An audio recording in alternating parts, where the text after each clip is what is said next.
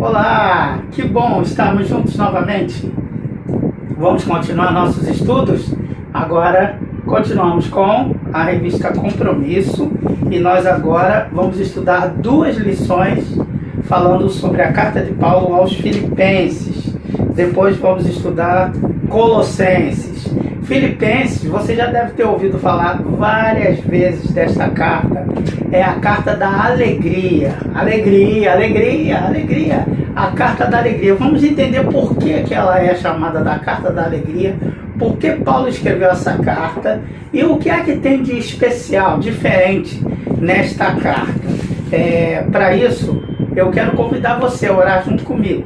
Duas lições sobre a carta aos Filipenses. 4 capítulos, 2 capítulos hoje e 2 capítulos no próximo encontro. Vamos orar? Pedindo para que Deus nos oriente, nos dê sabedoria, nos dê discernimento e, acima de tudo, nos dê sensibilidade para entendermos o que é que Ele quer das nossas vidas. Senhor, nós te pedimos em nome de Jesus que Tu nos abençoe, que o Senhor apague de nós todo tipo de imperfeição, dificuldade, impedimento para que a gente tenha acesso direto à Tua palavra, ao Teu desejo, aos desejos do Teu coração. Nós queremos colocar a Tua palavra em prática na nossa vida. Ajuda-nos a superarmos as nossas limitações e nos abençoa. Nós pedimos assim, em nome de Jesus. Amém. Deixa eu contar para vocês um pouco do contexto. Deixa eu colocar aqui. Filipenses. Um pouco do contexto histórico dessa cidade. Essa cidade, você pode ver aqui pelo nome aqui, tem o nome de Filipe. Filipe, que Filipe? Que história é essa de cidade de Filipe? Filipe era o pai, foi o pai de Alexandre o Grande. Ele dominou essa cidade e colocou o nome dele nessa cidade. É muito interessante porque era uma cidade agrícola, era uma cidade rural. Mas em 42 a.C., o imperador dominou aquela região e usou aquela cidade que era muito famosa, por ser a cidade de Filipe, para ser um espaço do Império Romano, um espaço político do Império Romano, porque ele precisava achar uma cidade para colocar os ex-combatentes do exército romano. É bom que você guarde isso. Então, a cidade de Filipos tomou muita fama na época do Império Romano, na época de Jesus e na época de Paulo, por ser uma grande cidade onde os militares aposentados iriam morar. Então, você que conhece alguém que é militar, você imagina a organização dessa cidade, imagina o orgulho dessa cidade, das pessoas mostrarem suas divisas, contarem suas histórias. E lá nessa cidade, se você for olhar, tem um paralelo que é muito interessante. Você ver Atos capítulo 16 e 17, você vai entender muito como começou o evangelho lá. Porque Paulo não estava na sua programação de ir a Filipos. Foi na primeira viagem missionária de Paulo. Quem é que não sabe a história daquela história extraordinária do carcereiro de Filipos?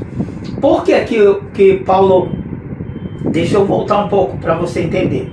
Eu estou falando do contexto histórico. Para que você então entenda, você já entendeu que aquela era uma cidade onde existiam muitos militares.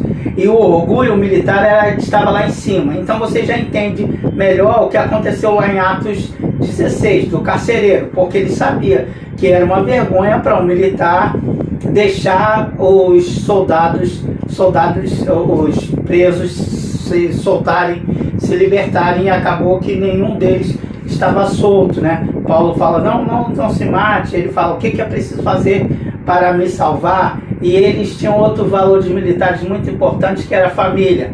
Por isso, a resposta de Paulo, crê no Senhor e será salvo tu e a tua casa. E eles vão lá o carcereiro vai ajudar Paulo e Silas a se libertarem daqueles ferimentos que eles haviam sofrido. Aí você vai me perguntar, ué, por que Paulo estava preso? Por que Paulo apanhou? Bem, por que Paulo estava preso e por que Paulo apanhou? Por que Paulo foi parar em Filipos? Paulo foi parar em Filipos, se você for olhar Atos capítulo 16, você vai ver lá que Paulo estava programando ir para a Espanha, mas alguma coisa aconteceu que ele entendeu que foi o Espírito Santo. O texto está escrito claramente, o Espírito Santo nos impediu aí. O Espírito Santo intimidou Paulo e Silas a não irem para o lugar onde Paulo havia programado. E naquela noite Paulo teve um sonho, que ele viu um homem da Macedônia falando para ele, passa a Macedônia e ajuda-nos. No dia seguinte eles embarcaram então para Filipos. Quando chegaram em Filipos, lá nessa cidade aqui, não tinha nenhuma sinagoga. Mas você fala, o que tem sinagoga a ver com isso? Vamos lá. Então, eu vou colocar aqui, ó, 0 sinagoga. Presta atenção nisso daqui. Por que essa preocupação com a sinagoga? Não tinha nenhuma sinagoga? Porque para ter uma sinagoga era necessário existirem 10 judeus. 10. Por que 10? Aí você vai me perguntar e eu vou responder a você. Porque isso tem relação lá com Abraão. Lembra-se que Abraão vai interceder? Se tiverem 50, vai interceder por Ló. Se tiverem 50 justos, se tiverem 40, e vai chegando até chegar a 10. E falou, se tiverem 10 justos, aí Deus fala, por amor aos 10 justos, eu não vou destruir a cidade. E você sabe que não tinha nem 10 justos, porque Sodoma e Gomorra foi destruída. Então é por isso que na sinagoga tinha que ter 10 judeus e não tinha em Filipos 10 judeus. E aí Paulo vai começar o trabalho. Como é que ele começa o trabalho? Ele começa o trabalho, em vez de começar na sinagoga, ele vai começar o trabalho à beira de um rio, não Rio de Janeiro, de um rio. E lá, quem está nesse rio? Lídia, a vendedora de púrpuras. E para que eles estão ali na beira do rio? As mulheres estão reunidas orando. Olha que coisa legal. As mulheres judias estão ali orando. E o texto de Lídia é muito interessante, que vai mostrar que ela se sensibilizou, até chamou Paulo e Silas para irem à casa dela. Depois, Paulo e Silas vão expulsar o demônio de uma moça que tinha habilidades assim, mágicas naquele lugar, e por causa disso eles então foram apanharam e foram presos. Então olha que coisa interessante. Então Filipos era um lugar militar. Filipos também era um lugar, uma colônia romana. O que significava isso? Um cara que nascia numa colônia romana tinha cidadania.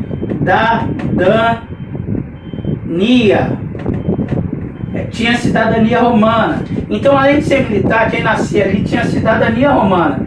E o que isso significava? Significava que ele tinha algum status ali naquela cidade. E você sabe lá, vendo Atos, que Paulo, quando diz que era cidadão romano, eles ficam com medo e mandam soltar Paulo e Silas. Mas Paulo era marrentinho, ele fala, não, vocês nos prenderam em público, que história é essa de nos prenderem em público e nos soltarem no sapatinho? Vão ter que vir aqui pedir desculpas, senão vou denunciar vocês para o Império Romano, por causa do status de Paulo. E prestem atenção nisso, o status de Paulo ficou escondido, porque ele podia ter falado isso quando começou a apanhar, mas ele não falou nada, ficou quieto. E aí as pessoas descobriram que Paulo era cidadão romano. Quando descobriram, as autoridades quiseram soltar logo Paulo. Ele falou, não vai ser assim. Então esse era o contexto dessa cidade aqui.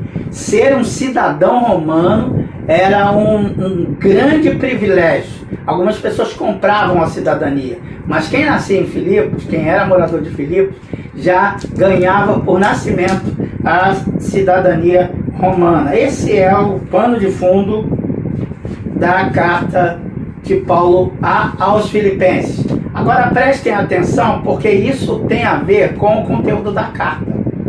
Então, se você pensar nos militares, nas mulheres lá que também eram poderosas, aliás, é uma carta que tem muita mulher. Se tem mulher, tem alegria, né? Tem contentamento, olha que coisa legal. Então, eles tinham estabilidade, eles tinham cidadania, eles tinham status, eles tinham o orgulho grande de serem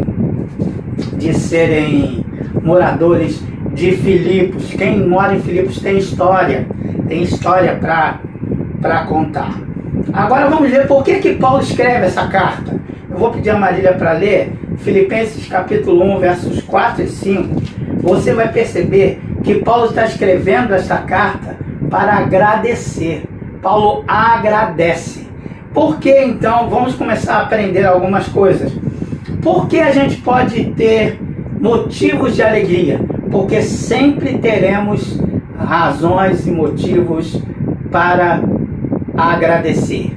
A gente se alegra porque tem motivos para agradecer. Leia, por favor, Marília. Agradeço a meu Deus toda vez que me lembro de vocês. Em todas as minhas orações em favor de vocês, sempre oro com alegria por causa da cooperação que vocês têm dado ao Evangelho desde o princípio até agora. Vejam, então, Paulo está dizendo aí que ele está agradecendo aquela gente. Por que ele está agradecendo? Porque um homem chamado Epafrodito levou uma oferta para Paulo. É a igreja de Filipos quem primeiro se dispõe a ajudar financeiramente. Então Paulo sabia o valor que isso tinha para essas pessoas aqui. E Paulo recebe os donativos e agradece e constrói esta teologia da alegria, este exemplo de alegria, de gratidão que ele tem. O Evangelho é esse poder da gratidão e da alegria. Preste atenção numa coisa. Paulo não está falando em alegria como um emoji, assim, um sorriso. Não é simplesmente um sorriso no rosto.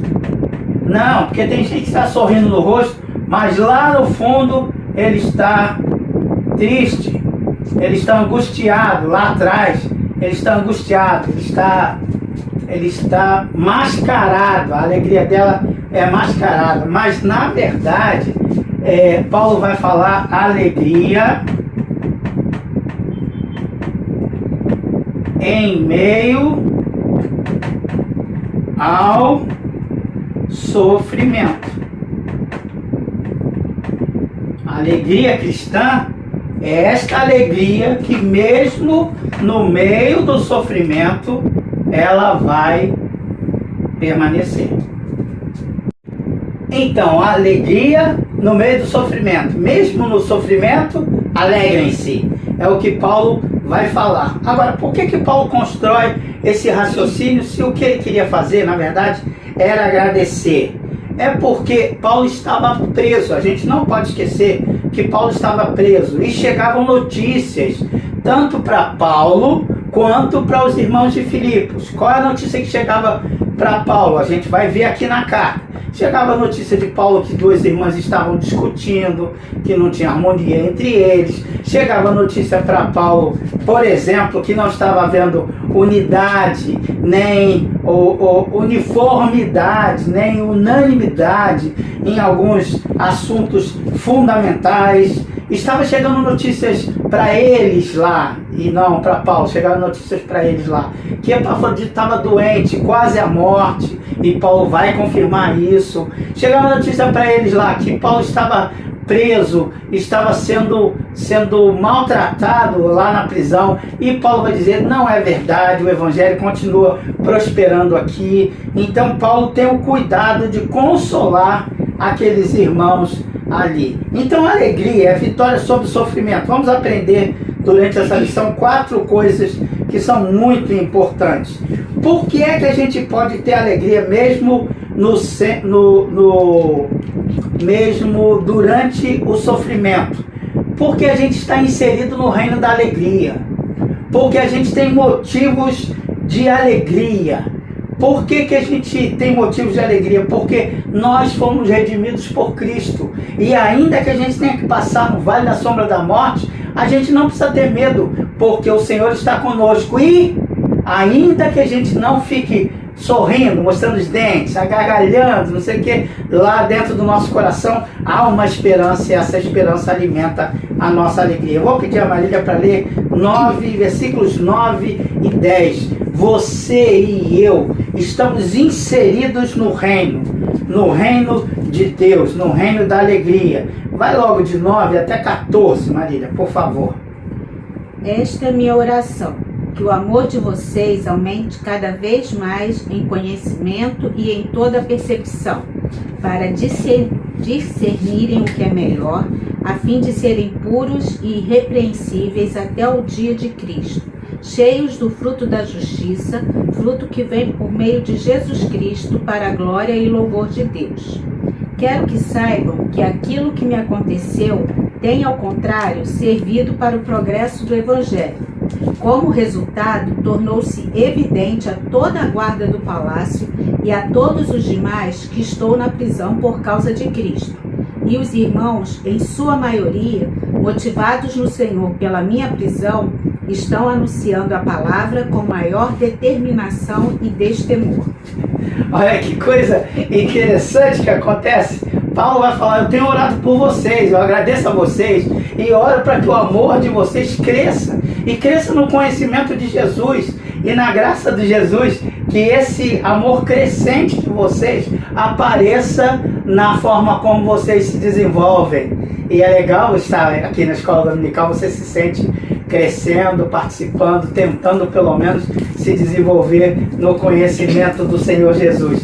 E Paulo vai consolar aqueles irmãos dizendo assim: não fiquem tristes porque eu estou preso. Sabe por quê? Porque eu estar preso tem sido uma oportunidade para eu falar para todas as pessoas aqui sobre o Evangelho de Cristo. E ele vai terminar a carta depois falando sobre isso. Olha, ele vai dizer: eu estou preso, mas o Evangelho não. O progresso do Evangelho continua. Então alegre-se no Senhor. Sabe, eu vou dizer uma coisa para você aqui, do fundo do coração. Quando a gente passa por determinadas dificuldades na vida, por determinados momentos na vida, a gente pode ser exemplo para outras pessoas. A gente não sabe, mas está sendo observado pelas outras pessoas. E a forma como eu passo por isso, agarrado em Jesus, isso dá exemplo para as outras pessoas. Então, não fiquem tristes se eu ficar doente. Fiquem felizes, porque é a maior oportunidade que eu tenho de testemunhar de Cristo. E foi o que eu vivi há pouco tempo atrás e ainda vivo. Como é que você consegue isso? Porque Jesus me sustenta, porque Jesus me ajuda. Isso aconteceu comigo, mas acontece com você. Com certeza acontece com você. Pergunte aos seus pais, por exemplo, quais foram as experiências dolorosas que eles viveram, e confiados em Deus, eles superaram as dificuldades. Prestem atenção nisso. A gente, mesmo no sofrimento, inseridos no reino de Deus, tem que lembrar que a gente pode tudo, porque o Senhor nos fortalece no meio do sofrimento. Então, quando Paulo está falando, está dizendo, mesmo no sofrimento, alegria, alegre-se no Senhor. Outra vez eu digo para vocês, alegre-se no Senhor. Então, este é o primeiro motivo. Depois eu vou colocar aqui, eu estou inserido no reino, então tem motivo de alegria. Eu não sou mais escravo, eu não ando mais... Lembra-se da lição de Efésios? Eu não estou mais jogado por aí, eu fui adotado, eu faço parte da família de Deus.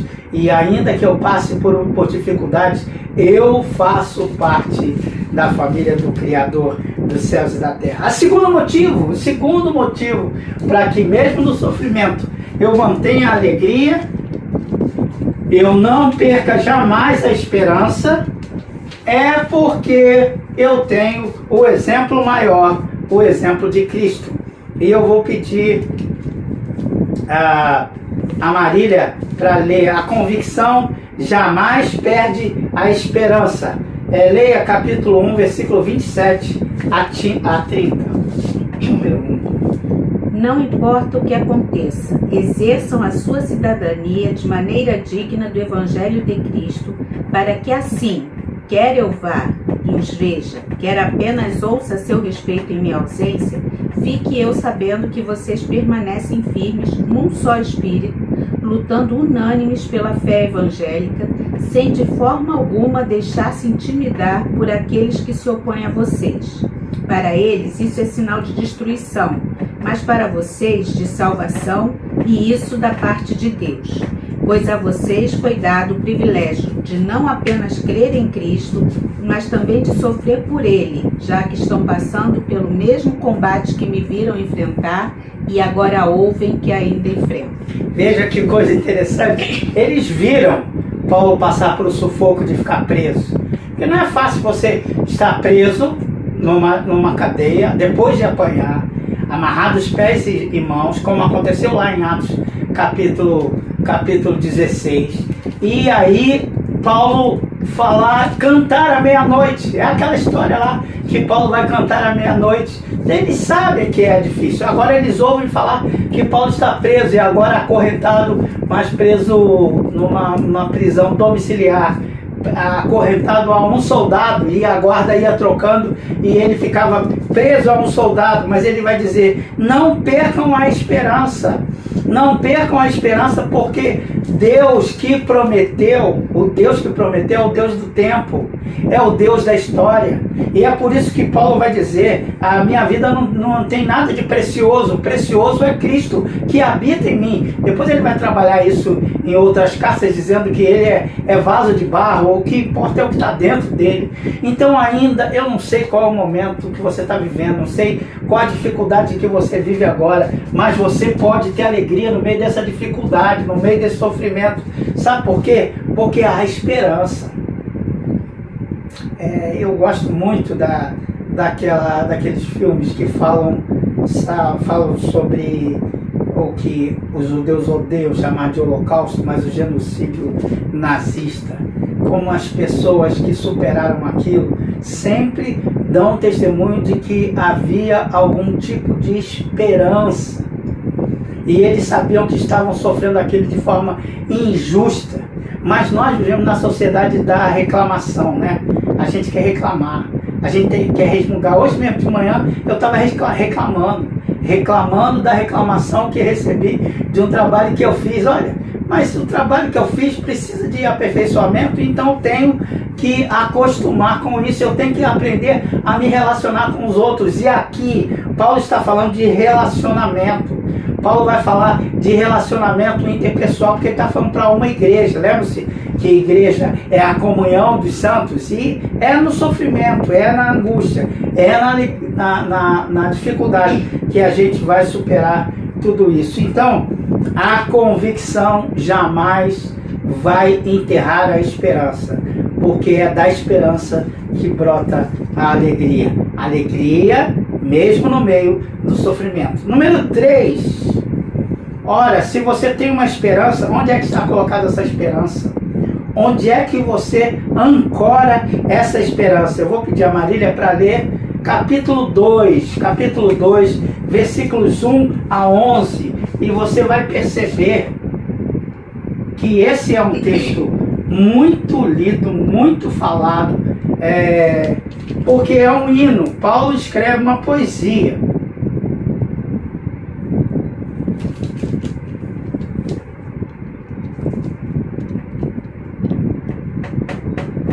Capítulo 2, versículos 1 a 11.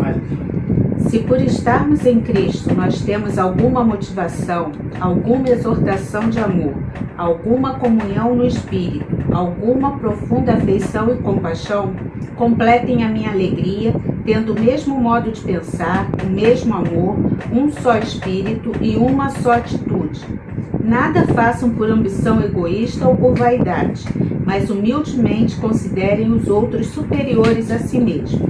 Cada um cuide não somente dos seus interesses, mas também dos interesses dos outros.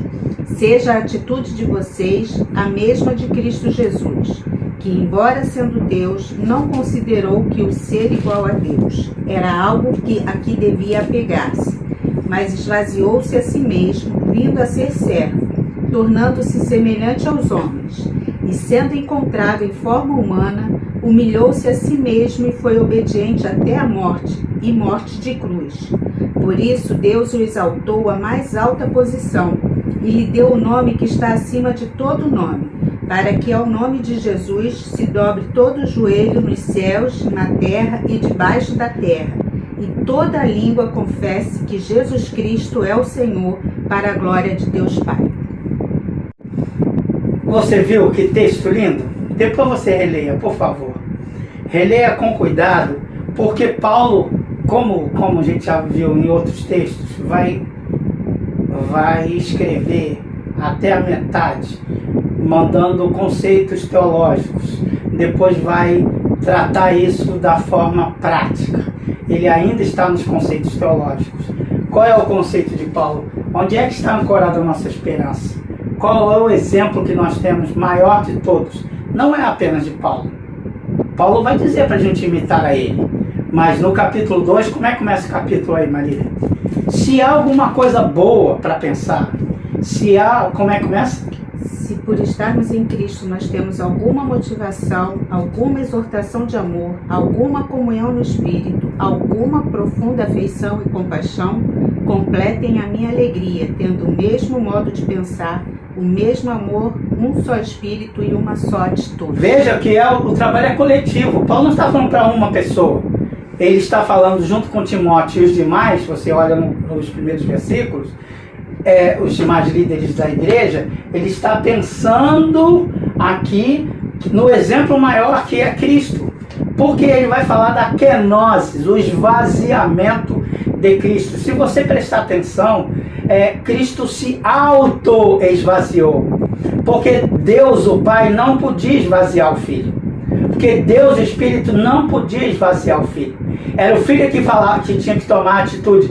Eu vou abrir mão de parte da minha divindade, para me tornar homem, e se torna servo, e mais do que servo, se torna servo e morre a morte do pior dos escravos, do pior dos servos. Já imaginou isso? O que é o Deus Todo-Poderoso abrir mão de sua glória porque queria ver a nossa redenção acontecer? Você já imaginou isso? O que é a kenosis? Ele está dizendo aí que nós temos que aprender a nos relacionar com as outras pessoas fazendo o contrário do que fazemos. Porque nós queremos a exaltação, nós queremos o destaque, nós queremos os seguidores, nós queremos os likes, nós queremos isso. Mas quem segue as escrituras vê aí que cada um considere os outros superiores a si mesmo. Gente, isso é muito difícil. Vamos falar aqui, eu vou falar no pé do seu ouvido aí. Isso é muito difícil. Difícil você falar assim, não, ele pode ter razão. Não, ela pode ter razão. Eu abro mão em torno da nossa convivência. E o que é relacionamento, por exemplo, relacionamento conjugal? Relacionamento conjugal são duas pessoas muito diferentes que se aproximam por causa do amor e se ajustam a isso. Se você empurrar, o problema vai debaixo do tapete e você vai arrumar dificuldade. Mas também se você colocar o problema em cima da mesa e não discutir sobre ele, não achar um ponto convergente, que pode e deve ser Cristo, você vai arrumar problema também. Por quê? Porque o ego de cada um está lá em cima. E quando a gente começou a namorar, o casal, por exemplo, o ego não estava assim, você queria tudo de bom para outra pessoa. Então onde ficou isso? Na verdade, nós vivemos numa sociedade corrompida, como ele vai dizer, e perversa. Então a gente precisa de exemplos positivos, e o exemplo que Paulo nos dá, além dele mesmo, e ele vai dar outros exemplos, como Timóteo, Epafrodito. Você vai ver nos capítulos 3 e 4, na próxima aula, você vai ver que ele vai dar exemplos humanos também, mas ele dá o exemplo maior de Cristo. Cristo é nosso maior exemplo. Por quê? Nós somos seguidores de Cristo. Então por que você anda triste? Não ande triste. Se você está sendo massacrado e é em nome de Jesus, não tenha dúvida, Deus vai exaltar você. Porque se você for olhar, Jesus abriu mão, mas na Trindade ele vai ganhar um nome que é acima de todo nome. Primeiro ele abre mão para depois ele ganhar. A gente às vezes está querendo fazer o contrário. A gente quer ganhar para depois abrir mão, mas não é assim que funciona no Evangelho de Jesus. A gente abre mão, a gente deixa as coisas acontecerem não para ganhar, mas ganhar vai ser uma consequência. E ganhar, na verdade, nós já ganhamos, não é? Nós já ganhamos. Não há problema nenhum. Seja humilde, ele vai dizer isso com todas as letras e com todas as forças que ele tem. 4 e último. Eu tomo forças e compartilho com os outros a minha batalha. Isso alimenta a minha alegria. Vou repetir. Eu tomo força quando compartilho com os outros a minha batalha. Isso fortalece a minha alegria. O que é isso que eu estou dizendo? Se você passa por alguma dificuldade, você precisa dividir isso com outras pessoas. Por quê? Porque na hora que você divide com as outras pessoas, alguém vai se compadecer de você. Escolha a pessoa certa. Escolha a pessoa certa. E a primeira pessoa que você deve escolher é Jesus, através da oração. E peça para ele também te mostrar a pessoa certa aqui para você compartilhar das suas dores. Vamos ver se isso faz sentido para você? E o exemplo de Timóteo e Epafrodito é aqui mesmo, no capítulo 2. Leia capítulo 2, versos 18 a 21, Marília, por favor.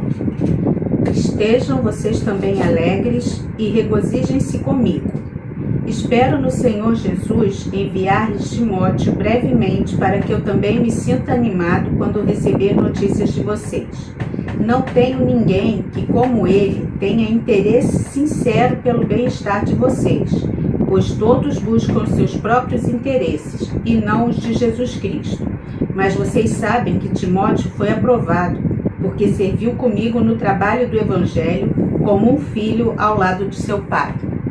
Ok, agora lê também 25 a 30, que ele vai falar de Epafrodito. Contudo, penso que será necessário enviar-lhes de volta Epafrodito, meu irmão, cooperador e companheiro de lutas, mensageiros que vocês enviaram para atender às minhas necessidades. Pois ele tem saudade de todos vocês e está angustiado, porque ficaram sabendo que ele esteve doente.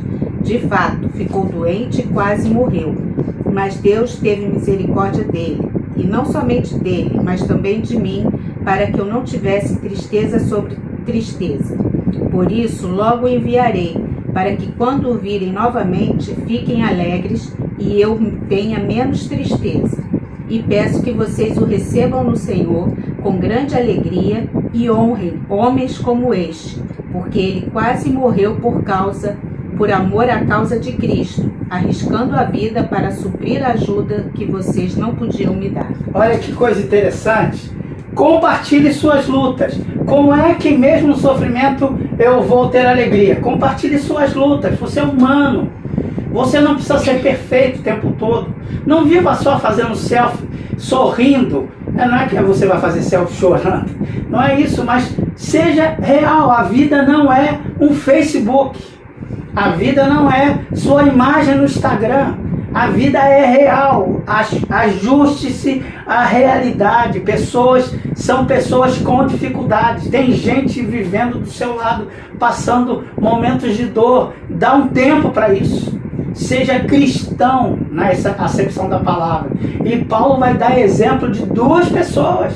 Timóteo, que ele está pretendendo mandar para lá, que ele está preparando Timóteo para ir para lá, e também Epafrodito, que vai antes, levando a carta e as outras cartas que ele escreve na prisão, para ensinar e para mostrar àquelas pessoas qual é o valor real de ser um verdadeiro cristão. Eu gosto muito dessa história que existe em Filipenses. Paulo dá o exemplo de Cristo, mas traz para o exemplo real das pessoas de carne e osso. Pessoas que estão ao nosso lado, que às vezes não têm destaque, não estão à frente da igreja, não dirigem escola dominical, mas que são gente de oração, que você pode chamar num canto e falar: ora por mim, irmão. Ora por mim, irmão. E eles vão orar, e eles vão te perguntar sobre o que está acontecendo com a sua vida, porque eles têm compromisso não com você, mas com Deus, e vão perceber isso. Vamos tentar fazer um exercício desse, de preencher os vazios que estão dentro das pessoas que estão convivendo conosco. Ok, se você só convive com a sua família, faça isso dentro da sua casa. Faça isso por WhatsApp, mas fala de verdade. Ore e escreva: estou orando por você. Eu sei da sua dor, eu sei do seu sofrimento. Isso vai consolar outras pessoas. Não é só para postar coisinhas engraçadas. Não é só para postar sobre o seu time de futebol. É muito mais do que isso. A vida cristã é muito mais do que isso. Então, vamos ficar com essa informação fundamental para depois a gente ir para a segunda parte do livro na próxima edição. Mesmo no meio do sofrimento, tenhamos alegria. Paulo foi grato e permaneceu alegre mesmo estando preso. Como é que você tem enfrentado seu dia a dia? Como é que você tem enfrentado as batalhas da sua vida? Como é que você tem enfrentado suas dificuldades? Tenha consciência, você faz parte do reino. Tenha consciência que a esperança não está enterrada, está aí, dentro de você. E Cristo é seu maior exemplo. Então, compartilhe com os outros e console outros, para que você possa ser um agente da alegria neste mundo tão triste, tão cheio de máscaras que a gente vive. Gente que está vivendo no fundo do poço, mas está ali sorrindo. E aí você não entende por que essa pessoa está desse jeito, se por dentro você sabe que a pessoa está corroída, se a pessoa está corrompida, se a pessoa está mergulhada no pecado. É porque ela precisa vender para você a imagem de que o pecado faz bem, mas o pecado não faz bem. O pecado faz mal. O pecado vai como uma lepra, vai te apodrecendo por dentro. Seja verdadeiro. É isso que o Evangelho vai pregar e vai ensinar para a gente. Seja verdadeiro e, como diz a carta de Paulo aos Filipenses, seja digno da vocação que você foi chamado. Já foi dito lá em Efésios, mas é repetido aqui em Filipenses. Deus te abençoe. Boa semana. Tudo de bom.